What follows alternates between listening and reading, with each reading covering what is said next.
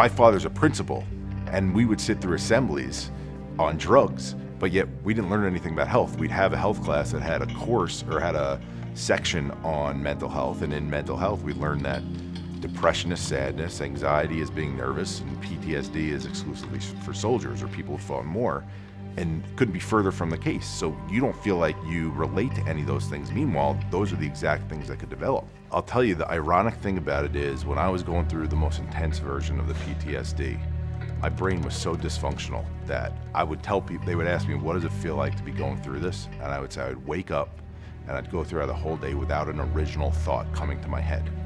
I had family come down and visit, and I told them I was losing my brain, was the way that I described it. And for some reason in the back of my mind, I always had this vision of, if I get out of this, there's a way for me to help people.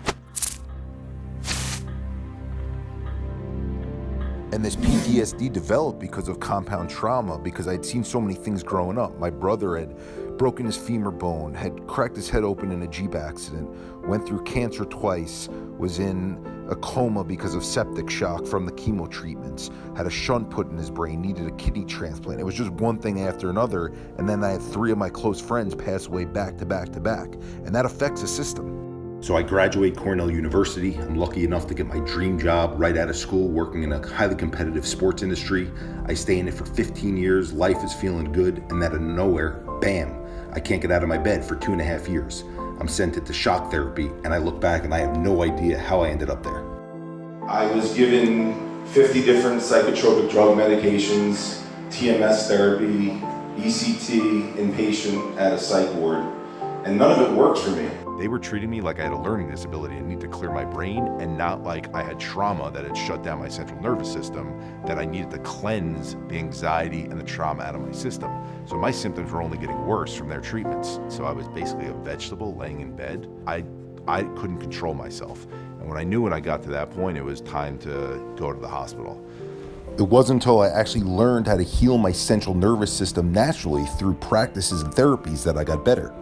After sharing my story on social media, just for the purposes of helping people, I started to get reached out to by people as far as China.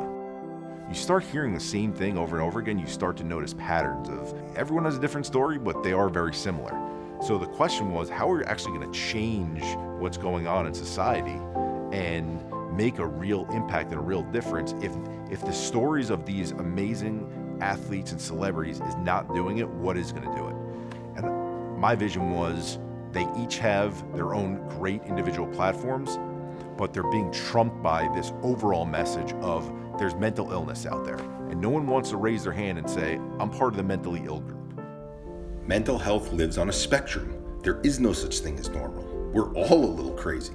So we developed this campaign called Same Here, In sign language. which basically means I've gone through things in life myself. I'm just like you. It's okay to open up and to ask for help. And we use our platforms to be vulnerable, to open up, and to allow other people to feel comfortable sharing with us and asking for help. And I feel like I have teammates now that are all going towards the same goal, so I feel like I'm back in a team sport. So to me, it's really exciting. It's cool, like having talked to so many people, and now, I mean, Thank you, man. Well, it's cool for me to meet them. That's the, not because, I tell them all the time, not because they're athletes and I am an athlete chaser, more because I just respect them for telling their stories,